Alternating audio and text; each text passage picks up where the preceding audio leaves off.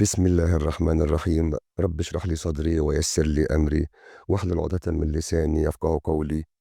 حبايبنا طلبة سنة أولى، أخباركم إيه؟ يا رب نكون بنذاكر، امتحاننا خلاص كلها أسبوعين ثلاثة والترم هيخلص زي الفل. فننجز بقى كده عشان اللي فات ده كله نعرف نعوضه بقى في الأسبوعين ثلاثة اللي جينا. الله يبارك لكم. أنت طبعا بتدور عليها قدام منك على شاشة التاب أو شاشة التليفون بتاعتك، مش هتلاقيني. يعني أنا مش هظهر لك خالص في الفيديو دوت، وحاجة برضه مصلحة إن جت لي الحق يعني. يعني هو ده اللي ايه، تفضل مركز معانا يا معلم. المشكله بس اللي اللاب اسف بتاع زياد اللي بيعمل عليه الشغل بتاعه في مشكله يا شباب. فعشان كده الفيديو ده هينزل لسيادتك من غير ما يتمنتج بعبله. واحنا بقى وحظنا يا رب يسترها معانا كده، ما نقولش اي كلمه كده ولا كده ولا حاجه كده ولا كده تتقفش علينا. فالفيديو ده يا معلم نازل لك من غير مونتاج. بس الفيديو دوت مهم جدا جدا جدا جدا، وبرضه هاكد تاني، اما اتفرج عليه تكون اتفرجت على الفيديو بتاع التقسيم الرباعي للقضيه البسيطه. قلت لك عليه كلام دوت، وقلت لك كل الطلبه بتاعتنا، لان برضه يا باشا شغل النهارده مبني برضه على انك تبقى عارف انواع القضايا ايه. ماشي يا معلم. بص يا باشا، درس النهارده درس اسمه الاستدلال المباشر، وليه اكتر من اسم: التقارب بين القضايا، او زي ما سميناه احنا بصفه عامه مربع ارسطو، لان دوت استدلال ارسطو اللي عامله لنا. بس فاكر الاول يعني ايه استدلال؟ فاكر؟ ايوه، الاستنتاج. لما انتقل من المعلوم، الله يكرم اصلك، لايه يا صاحبي؟ للمجهول، ده اسمه استدلال. انتقلنا من معلوم لمجهول، او انتقلنا من مقدمه او اكثر، مقدمه او اكثر، الى ايه يا باشا؟ نتيجه تلزم عنها. ده اسمه كالاستدلال بصفه عامه. ايه بقى الاستدلال المباشر ده بقى؟ ولسه ما مباشر، ارجع تاني زي ما قلت لك، انا بنتقل من مقدمه او اكثر. لو انا عندي يا شباب مقدمه واحده بس بنبتدي بيها، ده اسمه استدلال ايه يا معلم؟ مباشر. وده اللي هنتكلم عنه النهارده. بندي للطالب قضيه واحده ونقول له استنتج انت حكمك على بقيه القضيه بتاعتك. ده نوع من العلاقات والتقابل اللي ما بين القضايا الاربع قضايا بتوعك: الكليه الموجبه والكليه السالبه والجزئيه الموجبه والجزئيه السالبه. قلت لك الشغل كله عليها يا معلم. فالاستدلال المباشر هندي لسيادتك مقدمه واحده بس، قضيه واحده بس، ويقول لك بقى ايه؟ استنتج انت الباقي. وزي ما قال لك حتى في المنهج، قال لي سيادتك احنا بنستنبط. يعني ايه بستنبط؟ انا بستنتج. ده حتى معناه صدق او كذب قضيه معينه، حكم على قضيه معينه من خلال صدق او قضيه اخرى. دي القضيه اللي انا هديها لك، دي المقدمه اللي هديها لسيادتك. وسيادتك بقى يا معلم هتستنتج ايه يا باشا؟ النتيجه، حكمك على القضيه الثانيه. بس بشرط تكون القضيه دي خد بالك تتفق في الموضوع والمحمول، موضوعها واحد محمولها واحد، وعكس بعض بقى في الكم، في الكيف، في الاتنين مع بعضهم. المهم يا معلم اللي انت بتستنتج حكمك على قضيه على قضيه من قضيه اخرى. طب انا هستنتج ازاي يا عم شريف؟ يعني برضه ما تقلقش، كله هيجي لك بهدوء. انا هستنتج حسب قواعد اسمها قواعد ايه يا باشا؟ التقابل بين القضايا، القوانين اللي ارسطو عاملها لنا. ما ارسطو برضه ريحنا، قال لك كل قضيتين بينهم علاقه معينه، بينهم تقابل معين. هقول لك عليه كل حاجه بالتفصيل، انت بس ركز معايا واحده واحده. يبقى انا هنديك قضيه واحده بس في السؤال، وقول له بقى يا باشا استنتج انت بقى القضيه اللي نسالك فيها بقى ايه؟ باي حكم من الاحكام اللي ارسطو هيتكلم عنها.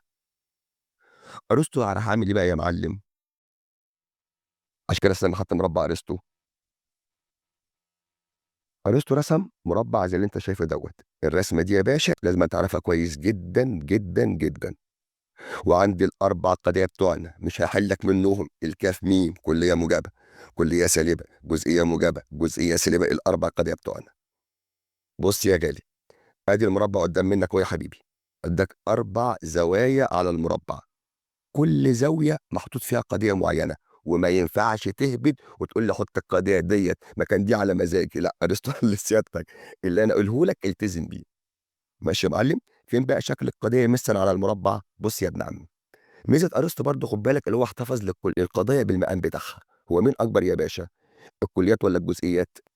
الكليات. قال لك يبقى الكليات تتحط فوق، بمعنى كاف ميم مكانها هنا وما ينفعش تتغير. كاف سين قدام منها وما ينفعش تتغير. ادي الكليات مكانهم هنا في اللي فوق. طب الجزئيات تحت منهم يا معلم، وكل واحده تحت منها بنتها عشان ما تتوهش منها. ما احنا في مولد. ازاي يا عم شريف؟ تحت هنا ج م ج س. الترتيب ده يا شباب ما ينفعش يتغير. الترتيب دوت هيفيدك انك تعرف تحل قضيه كويسه جدا في المربع. هنحله دلوقتي مع سيادتك. الكليات فوق، الجزئيات تحت، الموجب على اليمين والسالب على الشمال. فقلت لك ازاي في السنتر السالب على الشمال، ايوه، السالب بتاعنا على الشمال. ادي الاربع قضايا بتوعي يا باشا. كل قضيتين بينهم نوع من انواع التقابل. ارسطو حدده وفرضه علينا وانا ملتزم بكلام ارسطو. ماشي يا معلم. بص، الكليه الموجبه والكليه السالبه بينهم نوع اسمه التقابل بالتضاد. التضاد ما بين الكليات بس، كليه موجبه وكليه سالبه، التضاد. طب فوق التضاد تحت هنا اسمه ايه بقى من الجزئيات بقى؟ قال لك هيسميه دخول تحت التضاد، وممكن يسمى تحت التضاد على طول. ففوق تضاد بين كليات، تحت يا باشا تحت تضاد بين الجزئيات. حلو الكلام. الرسمه دي ثابته ما تتغيرش. طب كل واحده وبنتها يا عم شريف دول بقى، قال لك دي داخله تحت دي فهنسميها التداخل. رايق ارسطو، اه والله. واحنا ندرس ودي برضو ما ده زي ده بالظبط، سماه التداخل. كل واحده وبنتها بينهم تداخل. البنت داخله تحت امها يا باشا، تحت جناح امها عشان ما توش منها. ناقص ايه يا باشا على المربع ما اتعملش عليه كلام؟ يبقى دي التضاد واحد. تحت التضاد اتنين. تداخل تلاتة. ناقص ايه يا مستر هنا؟ بين القضيتين اللي عكس بعض تماما في الكم وفي الكيف. كاف ميم مع جيم سين بين علاقة اسمه التقابل بالتناقض. هنا برضو نفس الكلام هنا مع هنا، التناقض. امشي معايا خطوة خطوة هتفهم كل حاجة. يبقى ادي الرسمة يا باشا اللي ما ينفعش طالب يخش امتحان من غير ما يكون عارفها. الرسمة دي هتحل معاك مشاكل كتيرة جدا جدا جدا لو عارف انواع القضية بتاعتك. كلية مجرد مثلا، تعالى دي بقى ايه مثال مثلا ايه بقضية اكتبها لك مثلا واقول لك وزعها ازاي على المربع هنا. اغير لك بس اللون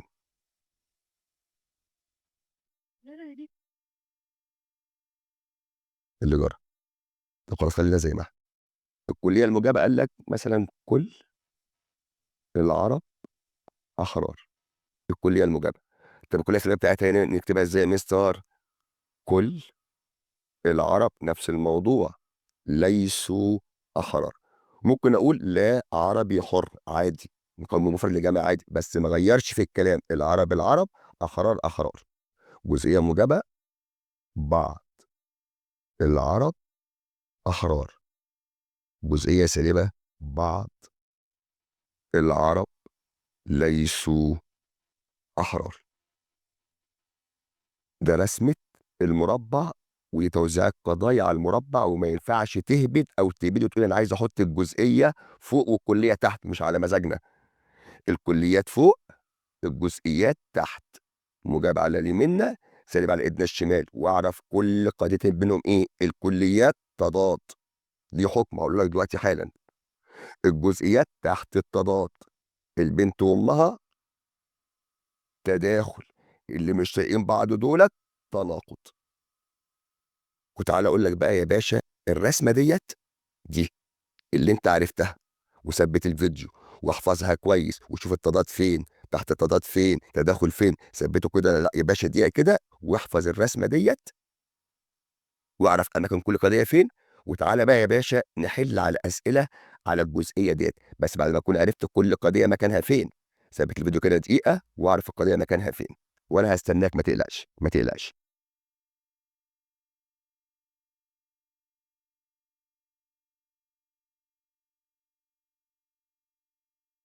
تعالى بقى نحل يا باشا ايه اسئله مع بعضنا، واقول لك بقى الرسمه اللي اديتها لك هتفيدك في ايه في مربع ارسطو. هنمشي معاك مربع ارسطو حاجه حاجه. الاول توزيع القضيه على المربع، وبعد كده الاحكام كل حكم لوحده. بص يا باشا، يعني اجي لك 3 من الاسئله هحل لك كل صيغ الاسئله. سؤال يقول لك مثلا ايه؟ ليس كل منطقي الناس منطقيين في تفكيرهم. كافه الناس منطقيين في تفكيرهم. اداك قضيتين واداك انواع تقابل. لو عرفت انواع القضايا والله يا ابني هتحل السؤال بمنتهى التفاهه. بس اعرف الموضوع كويس ومحمول كويس. ليس كل الناس منطقيين في تفكيرهم. موضوعنا كان الناس، محمولنا منطقيين في تفكيرهم. طب ليس كل، فاكر ليس كل كانت ايه؟ ارجع تاني لانواع القضايا، المفتاح في انواع القضايا. ليس كل كانت جزئيه سالبه. تمام. كافه الناس منطقيين في تفكيرهم. سور القضيه كان كافه. هنا كانت ليس كل زي ما اتفقنا. طب كافه بتساوي ايه؟ بتساوي كل. يعني القضيه كليه ولا جزئيه؟ كليه. طب موجبه ولا سالبه يا مستر؟ كليه موجبه. يبقى عندي قضيتين، جزئيه سالبه وكليه موجبه. طب انت خلاص انت حافظ الرسمه. طب الجزئيه السالبه والكليه الموجبه بينهم اي نوع من التقابل تحت التضاد؟ ده بين الجزئيات يا مستر. التناقض، الله ينور عليك. تداخل بنت امها. تضاد بين الكليات بس. ج س مع كافين بينهم تناقض. وبص حتى على الرسمه بتاعتك اهي يا باشا. ادي ج س ودي كاف مين، وكان بينهم ايه؟ تناقض. عشان كده قلت لك ثبت الرسمه عشان تعرف هتحلها ازاي. انت عارف تبقى حافظ الرسمه دي مكانها فين في دماغك وفي ذهنك. ادي يا باشا اول سؤال عندنا من انواع القضايا عرفنا نحله. الجزئيه السالبه مع الكليه الموجبه بينهم يا باشا ايه؟ تناقض. ماشي. تعال نشوف السؤال التاني ونكمل بقى اسئلتنا بنفس اللعبه. عرفت نوع القضايا هتحلها كويس جدا بمنتهى البساطه. الصيغه دي من الاسئله.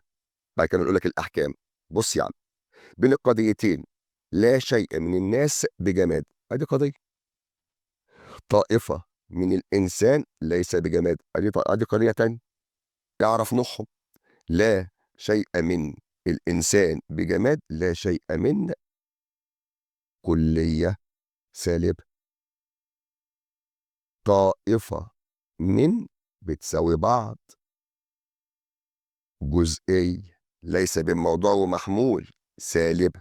بقى عندي قضيتين، كلية سالبة جزئية سالبة. فاكر المربع اهو يا باشا على جنب اهو. كاف مين؟ كاف سي. جيم مين؟ جيم سين. اعملها حتى كده. انا عندي كاف سين هنا بين دولت. ايوه فاكر ده كان اسمه ايه؟ هل دوت كان اسمه تناقض؟ لا يا مستر، التناقض كان هنا. طب هل ده اسمه تضاد؟ لا يا مستر، التضاد كان فوق بين الكليات. هل ده اسمه تحت التضاد؟ تحت التضاد يا مستر كان ما بين الجزئيات. شفت بقى ازاي؟ الرسمه. رجع تاني للرسمه. بين الكليه السالبه والجزئيه السالبه. الست، كنت اقول لفظ الحمد لله، الست وبنتها بينهم ايه؟ ده المونتاج ده اللي يشيل بلاوي والله العظيم ثلاثه. بين البنت وامها بينهم يا باشا ايه؟ تداخل. فكان اختيارنا كان التداخل. من نوع القضايا احنا ما بنألفش، احنا بنعمل انواع قضايا وعارفين القضيه نوعها ايه. عشان قلت لك ارجع للقضيه تاني. ثلاثه، غالبيه الفلاسفه محبين للحكمه، بعض الفلاسفه ليسوا محبين للحكمه. قضيتين برضه يعرف نوعهم. غالبيه الفلاسفه محبين للحكمه، ادي الفلاسفه موضوع، محبين للحكمه محمول. طلع موضوع محمول لك كده.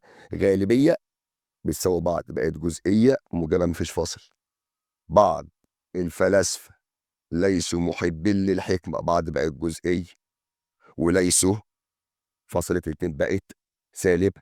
هنا بنتكلم في قضية ايه يا باشا؟ في قضيتين، واحدة جزئية موجبة والتانية جزئية سالبة.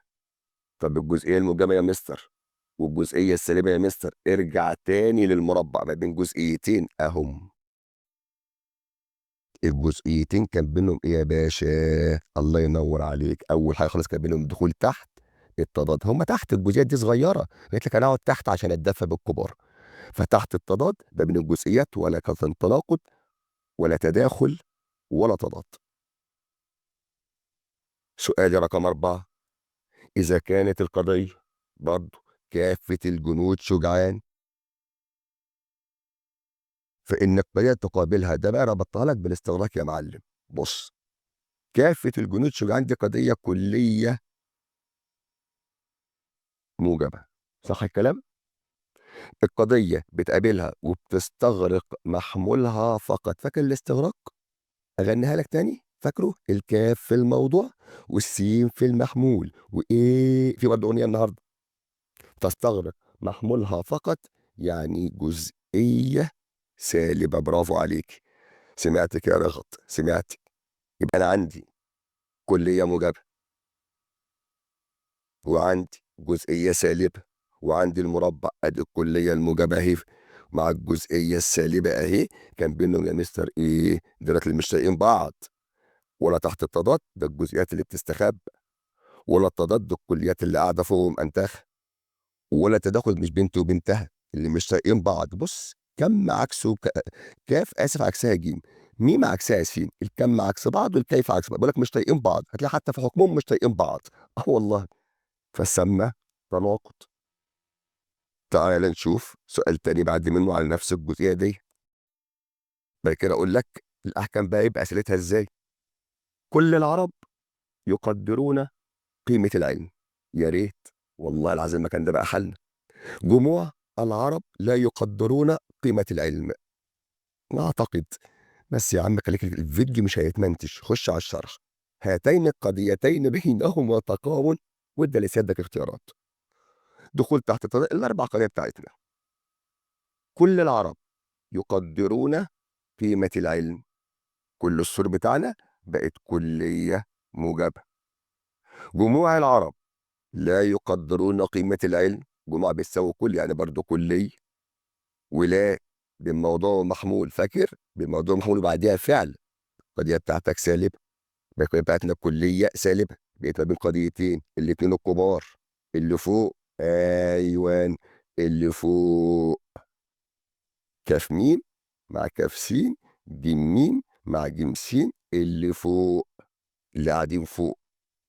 بينهم يا باشا تحت التضاد ده الغلبة اللي تحت الجزئيات. تناقض ده الاتنين اللي مش طايقين بعض. تداخل ده البت وبنتها. بنت وامها، انا ايه البت وبنتها دي؟ مركز بقى، البت وامها. تداخل. يبقى عند سيادتك يا باشا ايه؟ الكليه الموجبه والكليه السالبه بينهم يا معلم ايه؟ تضاد. اللي فوق ده بقى كنا مسمينه تضاد. من انواع القضايا انا بحل بحاجتين. واحد، بحدد نوع قضيتي ايه، حددتها صح خلاص 90% من السؤال اتحل. طب ال 10% فين يا عم شريف؟ انك تكون حافظ الرسمه دي. اتعب بقى معايا يا حبيبي معلش واعرفها. الرسمه ديت اخر سؤال في الجزئيه دي. يبقى كده نخش بقى ايه على الاحكام. كل الطلاب حاضرون، بعض الطلاب ليسوا غائبون، بينهما واداك اختيارات. كل الطلاب حاضرون كليه موجبه. بعض الطلاب ليسوا غائبون جزئيه سالبه. كليه موجبه جزئيه سالبه، يعني بينها تقابل بالتناقض. يقول لك لا استنى استنى، هنا بقى ما يضحكش عليك. بص يا حبيبي، هنا جبت لك في المحمول حاضرون، هنا جبت في المحمول كلمة تانية غائبون. غيرنا في المحمول. في تعريف المربع نفسه قال لسيادتك القضايا لازم تتفق مع بعض في الموضوع وفي المحمول. لكن لو جاب لك قضيتين زي كده ابن اللئيمة في الامتحان مثلا ممكن يعملها معاك. لو غير في الموضوع، غير في المحمول، واداك اختيارات لا تقابل بينهما. اوعى يضحك عليك ساعتها بانواع قضايا. انواع قضايا وموضوع ومحمول يبقى زي بعضهم. ماشي يا حبيبي، ركز في دي قوي وخد بالك منها، لان احنا غيرنا هنا المحمول هنا. لو برضه هغير الموضوع برضه نفس اللعبه. يبقى ادي يا باشا شويه اسئله من خلال انت حلته من خلال حاجه واحده بس، انك عارف بس الرسمه. يعني شوف الرسمه حلت لك قد ايه يا باشا. عشان كده بقول لك احفظ الرسمه دي كويس، اتعب معايا واحفظها. ماشي يا غالي. وقلت لك حتى مش موضوع تفهمها حتى ايه زي ما قلت لك عليها. تعالى بقى للاحكام. استنبط بقى، اوعى ايه بالراحه. استنبط بقى ازاي يا مستر؟ بص يا معلم، احنا قلنا اربع علاقات صح؟ التناقض والتضاد وتحت التضاد والتداخل. انا عايزك بس تتعب معايا حبتين وتحفظ بس الثلاث اربع جمل الصغنطاطين دولت. ويا عم ما تحفظهمش بطريقه الحراميه، اعرف تستخدمهم ازاي، عشان هي دي الاحكام بقى اللي هنطبقها دلوقتي. ركز هنا قوي بقى. احنا فوق علمناك المربع شكله عامل ازاي واشكال وتوزيع قضايا ازاي. هنا بقى الاحكام بتاعتنا عشان برضو اسئلتنا برضو هطبق لك عليها. التناقض اللي هم اللي مش طايقين بعض دولت قال لك ده يا باشا لا يصدق القضيه بتاعته ولا بيصدقوا مع بعض ولا بيلزموا مع بعض. هشرحها لك دلوقتي ايه معناها بس افهم الاول. لا يصدقان معا لا يكذبان معا، العكس، عكس بعض في كل شيء. ادي التناقض. طب التضاد، هات نص التناقض الاول، لا يصدقان معا، وغير بقى هنا وقد يكذبان. هقول لك ايه معناها برضو دلوقتي. الاول اعرف احكام عشان ده هتطبق بيها. يبقى التناقض لا, لا ولا، لا ولا بيصدقوا مع بعض ولا بيكذبوا مع بعض، لا يصدقان معا لا يكذبان معا. طب التضاد، النص الاول من التناقض زي ما قلت لك لا يصدقان وقد يكذبان. طب تحت التضاد اعكس اللي قلته في التضاد. مش انت قلت في التضاد لا يصدقان وقد يكذبان، اعكسه يا معلم، لا يكذبان وقد يصدقان. طبعا انا دلوقتي عارف ان انت قاعد بطيخه مش فاهم ايه الكلام ده كله والكلام ده كله، هبسطه لك دلوقتي. الاول الكلام ده لازم يكون في ذهنك. لا يصدقان معا ولا يكذبان، ادي تناقض. تضاد لا يصدقان وقد يكذبان، نص التناقض الاول. تحت التضاد عكس التضاد لا يكذبان وقد يصدقان. طب التداخل، اغنيه الزمن. اغنيه الزمن ديت هقولها لك دلوقتي حالا، هتحل لك مشكله التداخل بتاعتك. يبقى ادي يا باشا الاحكام اللي لازم تبقى برضه عارفها. انت مطلوب منك في مربع ارسطو تعرف الرسمه والاحكام دي بس يا عم، مش عايز منك حاجه اكتر من كده والله العظيم على المربع. صعب الموضوع دوت، رسمه واربع جمل ليس الا. اعرف الاولى بس، لا يصدقان معا ولا يكذبان معا، واستنتج منها. التضاد نص التناقض الاول، يبقى لا يصدقان وقد يكذبان. تحت التضاد عكس التضاد لا يكذبان وقد يصدقان. كلمه التداخل بالغنوه بتاعتنا. وتعالى نشوف كل حكم لوحده انا قصدي ايه بالكلام دوت، ونطبقه ازاي على المربع عندنا باسئلته برضه. ماشي، عشان نشوفك ايه، تهت كده مني مش شايفك طبعا، حاسس ان انت بتدي دماغك ايه تروح معانا في لا ولا ولا كل دوت. بلح.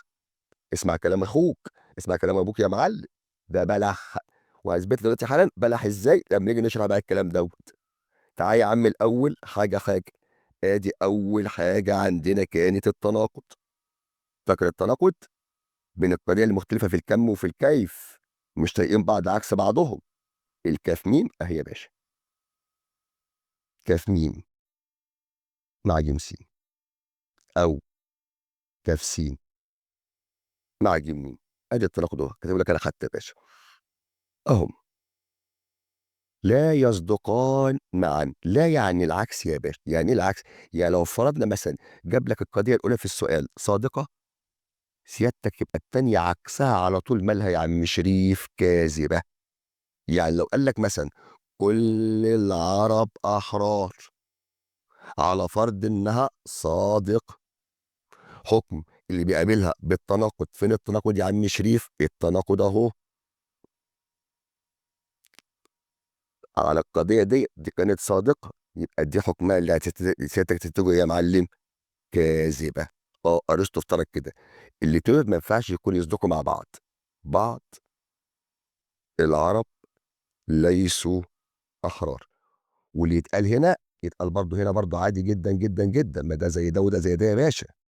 يبقى ادي لا يصدقان معا، الاولى لو كانت صادقه، الثانيه مالها يا باشا؟ كاذبه. ده اللي هتستنتجه. ولا يكذبان معا، قلت لك لا يعني العكس على طول. يعني ايه لا يكذبان؟ لو الاولى القضيه الاصليه اللي في السؤال كاذبه، يبقى بتغلب التناقض كانت مالها يا باشا؟ صادقه. ولا بيصدقوا مع بعض، مش بقول لك مش طايقين بعض، ولا بيكذبوا مع بعض. لا يصدقان معا لا يكذبان معا. صادقه بقت دي كاذبه، صادقه بقت دي كاذبه، صادقه بقت دي كاذبه. طب كاذبه بقت دي صادقه، كاذبه بقت دي صادقه، هم عكس بعض على طول. استاذ خليفه خلف الله خلف خلاف اللي كان عارفه بتاع شاهد ما شافش حاجه، هو دوت. دي لو صادقه هستنتج دي كاذبه، حتى في الاسئله دلوقتي حالا. دي لو كاذبه هستنتج دي صادقه، دي لو صادقه هستنتج دي كاذبه، وافضل بقى العب زي ما انت عايز. دي لو كاذبه هستنتج دي صادقه، دي لو صادقه هستنتج دي كاذبه. هم عكس بعض ومش طايقين بعض. يبقى لا يعني العكس. عشان كده حكم التناقض العكس، ولا بيصدقوا مع بعض ولا بيكذبوا مع بعض. عشان كده بقى يا معلم لما يجي لك بقى السؤال على الجزئيه ديت، طب تيجي لنا ازاي يا مستر؟ برضه يا باشا بالاحكام والقضايا، هي ماشيه بالاحكام والقضايا. بص مثلا في اول سؤال، صدق القضيه، كل الطلبه ليسوا حاضرون، طب دي نوع القضيه ديت، ها، كليه سالب، يلزم عنه كذب القضيه، معظم الطلاب حاضرون. طب معظم الطلاب حاضرون دي نوعها ايه؟ جزئيه موجبه.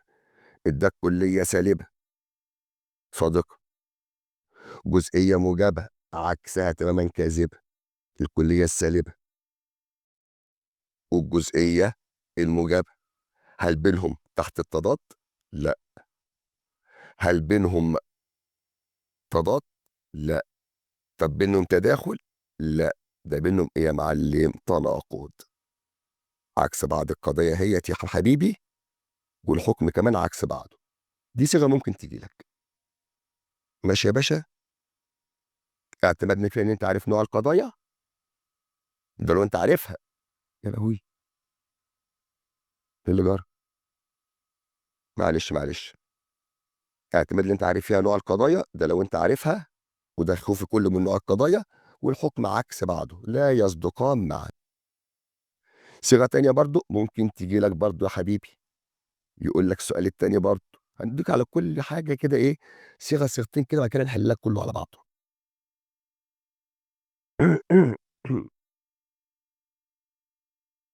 اذا صدقت القضيه، كافه العلماء مبدعون. القضيه بتقابلها بالتناقض هي، صلى على الحبيب قلبك يطيب، اعرف لو القضيه هتحلها. كافه العلماء مبدعون كانت كليه موجبه، وكانت صادقه. طب الكليه الموجبه بتقابلها بتناقض قضيه ايه؟ عن الشريف على المربع، جزئيه سالب، دي صادقه. يبقى الجزئيه السالبه بتاعتها مالها يا عم شريف؟ كاذبه، عكس بعض. صح كده؟ تعال ندور، يبقى احنا بندور على قضيه جزئيه سالبه وكاذبه. ليه يا عم؟ مش عشان القضيه الاصليه اللي جابها لي كانت كليه موجبه، والكليه الموجبه بتقابلها بالتناقض الجزئيه السالبه. الاصليه كانت صادقه، يبقى اللي هستنتجها هتبقى كاذبه. شفت بقى الاحكام ودتك لفين يا معلم؟ تعال نشوف مع بعضنا. بعض العمال مبدعون، دي يا مستر جزئيه موجبه، ما تنفعنيش.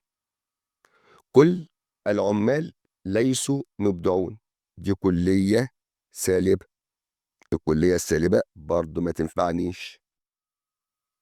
يبقى انت بتدور على انواع قضايا، وبتدور على الحكم بتاع سيادتك، عشان كده قلت لك الاحكام دي مهمه جدا. معظم العمال مبدعون، طب معظم دي جزئيه وجزئيه موجبه، ما تنفعنيش. حتى لو حكمها حتى يمشي، لا، انت بتدور على الجزئيه السالبه. ماشي يا معلم؟ انت بص يا باشا، غالبيه العمال ليسوا مبدعون، غالبيه بقت جزئيه، ليسوا فصلت موضوع عن محمود بقت سالبه. هتلف وتدور وترجع للقضيه الاصليه. كافه العمال مبدعون وتعمل عليها الشغل. ولما تكون عارف نوع القضيه ايه، من خلال فهمك للفيديو بتاع انواع القضايا. فالقضيه كانت تنفع عندي اللي كانت ج س كاذبه، كانت رقم يا معلم، رقم د. يعني لو قلت لك في التناقض لا يصدقان معا ولا يكذبان معا.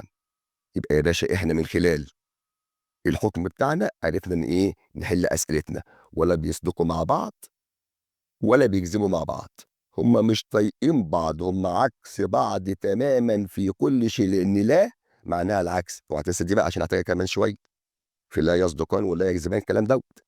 ادي يا باشا التناقض، مش بايه سؤالين كده عليه.